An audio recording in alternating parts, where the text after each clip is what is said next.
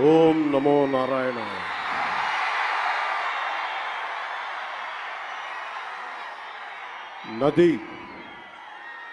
నది ప్రజల్ని విడిచిపోయి వెళ్ళిపోలేదు. నది ప్రజల్ని విడిచిపోలేదు. భాష దేశాన్ని దాటిపోలేదు. నేను మన నేలని విడిచి పారిపోలేదు.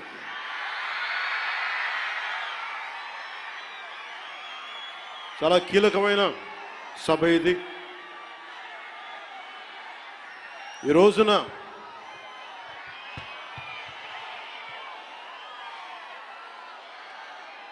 ఈ స్పీచ్లో, ఈ వారాహి సభలో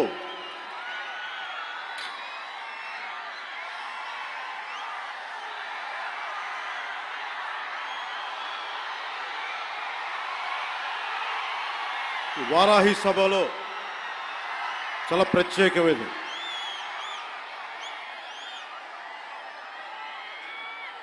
వంద రోజులు దాటింది.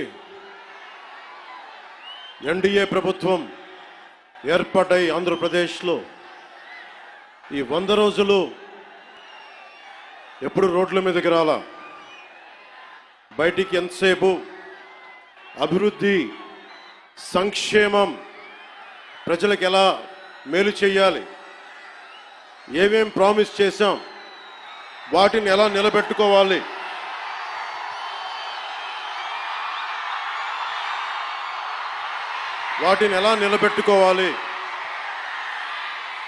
ఆర్థిక వ్యవస్థ దెబ్బతింది, దాన్ని ఎలా నిలబెట్టాలి. గౌరవ ముఖ్యమంత్రి శ్రీ చంద్రబాబు నాయుడు గారు కానీ, క్యాబినెట్ కానీ, ఎన్డీఏ ఎమ్మెల్యేలు కానీ, జనసేన కానీ అందరం ఒకటే ఆలోచిస్తూ ఉన్నాం. రాష్ట్ర అభివృద్ధి ఎలా ముందుకు తీసుకెళ్ళాలి అని. గెలిచిన రోజున ఏం చెప్పాం?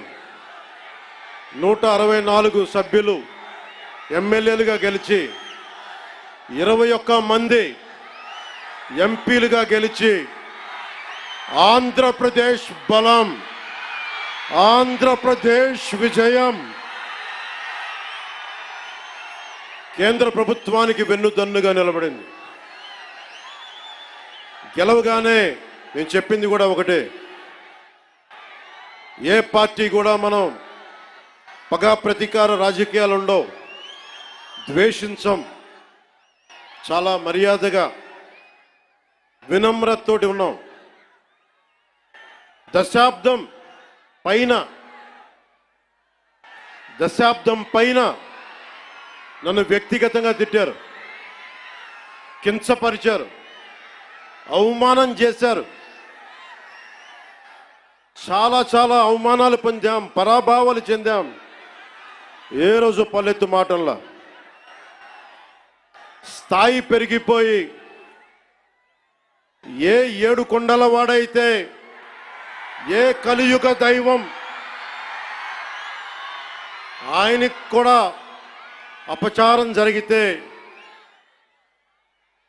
మెత్తగా ఎందుకు ఊరుకుంటాం? మాట్లాడకుండా ఎందుకుంటాం? ప్రతి ఎలక్షను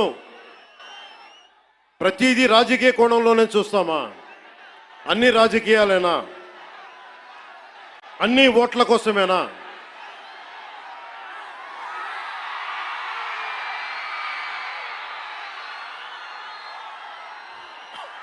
నా జీవితంలో ఇలాంటి రోజు రాకూడదని ప్రార్థన చేశాను. మనస్ఫూర్తిగా చెప్తున్నాను. నా తల్లి పాదాల సాక్షిగా, వెంకటేశ్వరుడి పాదాల సాక్షిగా ఏ రోజు కూడా ఇలా మాట్లాడాల్సిన రోజు, అవసరం రాదు అనుకున్నా. కానీ వైసీపీ నాయకులు తెప్పించారు. ఈ రోజున